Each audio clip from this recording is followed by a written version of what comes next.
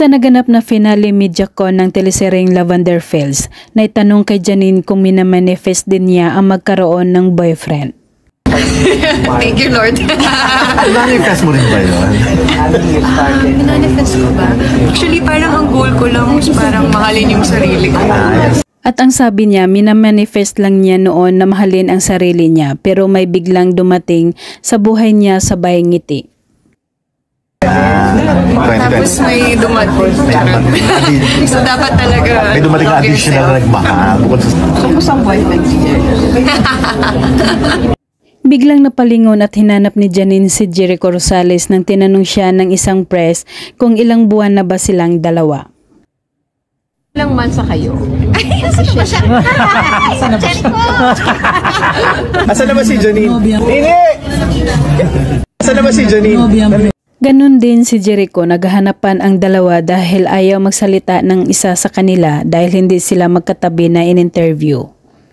Tanong ko muna siya kung kung ano statement niya as a gentleman. Girlfriend daw ba kita? Hindi man direktahang sinabi ang tunay nilang estado ni Janine, inamin naman nito na gusto nila ang isa't isa. But we're really like each other a lot. I mean, over the... Sa tanong na boyfriend at girlfriend na ba silang dalawa, hiningi ni Jericho na bigyan sila ng time para magbigay ng tamang statement, sabay tawag kay Janine ng baba. Sa girlfriend at boyfriend, hindi pa namin napag-usapan masyado Bigyan nyo naman kami ng magandang time makagawa ng statement. Ay, baba. Napahalakak naman si Janine nang tanungin kung bakit baba ang tawag sa kanya ni Jericho Rosales. At halata naman ang kilig nito. Na kami nagsabing baba. Baba. Ricky Baba na. Ricky Baba. Bakit baba?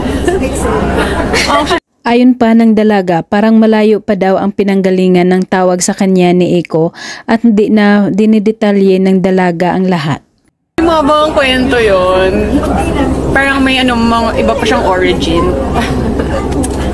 Mabagaf. Charot. Sana sabihin nilang kami nandito, no? Todo support naman daw si Jericho sa kanya nang kinuha siya bilang calendar girl ng isang liquor brand at yan ang nagustuhan niya kay Jericho.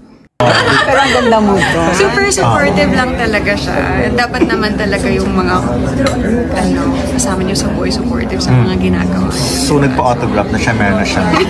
Sa nakaraang Christmas, naki-enjoy si Jericho Rosales sa mga kapatid ni Janine Gutierrez na sumasayaw silang lahat habang nagtitiktok. I don't ever slow up, no I don't take shit. I got no love for the fakeness. If you wanna play tough and wanna hate this, I'll always show up. I don't ever slow up, no I don't